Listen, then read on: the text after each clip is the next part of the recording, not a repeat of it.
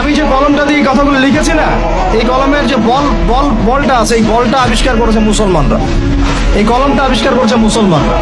এই যে কফিটা খাইতে খাইতে আমি এটা লিখছি, এই কফিটা আবিষ্কার করেছে মুসলমানরা।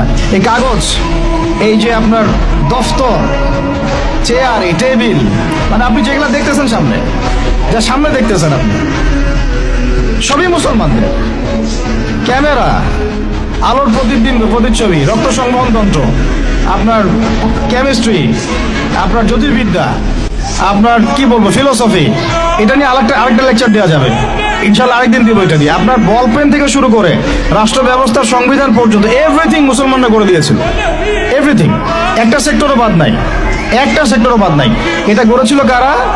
ওই যে 1200 বছর আগে চার খলিফার যুগে, উমাইয়াদের যুগে, আব্বাসীয়দের যুগে তারা এগুলো করে দিয়েছিল।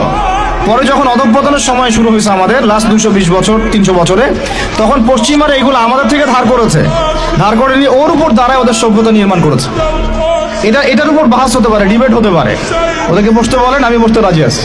এটার উপর বাহাস হতে পারে যে আমি বলছি যে কলমের বল থেকে শুরু করে আপনার কফি যেটা খাচ্ছেন আপনি, যে ল্যাপটপে আপনি অ্যালগোরিদম করে করে যে আমাদের ইসলামের বিরুদ্ধে বইপত্র লিখতেছেন, ওই অ্যালগোরিদম পর্যন্ত মুসলমানদের আবিষ্কার করা। এটা আমাদের এই জেনারেশনের 90%ই জানে না, হীনমন্যতায় ভোগে।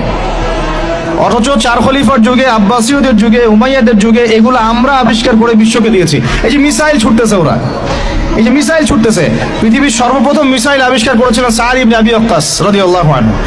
তার যখন তিনি বিজয় করতে গিয়েছেন ইয়াতে, আপনার রোমান সাম্রাজ্যে, তার বাহিনীতে খালিদ বিন ওয়ালিদ ছিলেন। ওই সময় ওটাকে বলা হতো মিনজানিক, ওটাকে মিসাইল বলা হতো না, বলা হতো মিনজানিক। এম শব্দটা রেখে দিয়েছে ওরা, মিনজানিক আরবি শব্দ, ওরা এখান থেকে মিসাইল শব্দ আনছে, কিন্তু কাজটা একই। ওইটা দিয়ে রোমানদের ওই দেওয়াল দুর্গ ভেঙে দেওয়া হয়েছিল দূর থেকে।